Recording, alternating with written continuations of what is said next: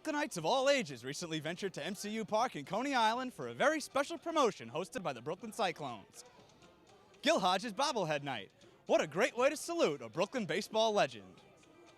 Gil Hodges, of course, starred for the Brooklyn Dodgers in the 1950s, leading Dem Bums to 6 World Series appearances, including the borough's only World Series championship in 1955. He later managed the Miracle Mets to an improbable victory in the 1969 World Series.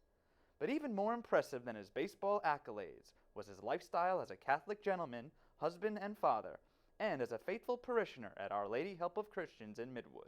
Baseball was his job, but coming home after the game, where he had 4 children and a wife, very devout Catholic, war veteran, honored with medals from the Marine Corps. He is really part of the history and the legend of Brooklyn and the Diocese of Brooklyn and Queens. He was probably the best gentleman in the game and the best guy for the sport in his time.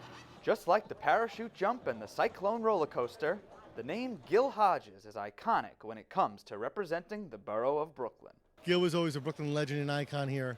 And, it's always nice to keep on remembering them and honoring Gil in his memory and his family. I think the best description was when, I think it was Pee Wee Reese said, if you want to have a son, let him grow up to be like Gil Hodges. Okay, so we know how much Gil Hodges means to this borough, but the real question is why he hasn't garnered this sort of attention on the national stage.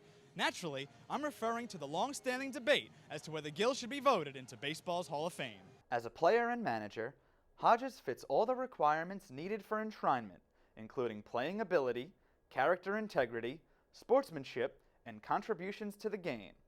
The 8-time All-Star and 3-time Gold Glover led all first basemen in the decade of the 1950s in hits, runs scored, home runs, total bases, and runs batted in. I was at his game when he hit 4 home runs against the Braves on August 31st, 1950. As it gets closer and closer, we all start to hope and hope again. The last time Hodges was up for Hall of Fame election was 2012, and he came up 3 votes shy. He'll again be on the Golden Era Veterans Committee ballot at baseball's winter meetings this December, and he'll need 12 of the 16 votes to be inducted. Hopefully they'll all get together and make the right decision, because I think Gil and his family deserve it's about time.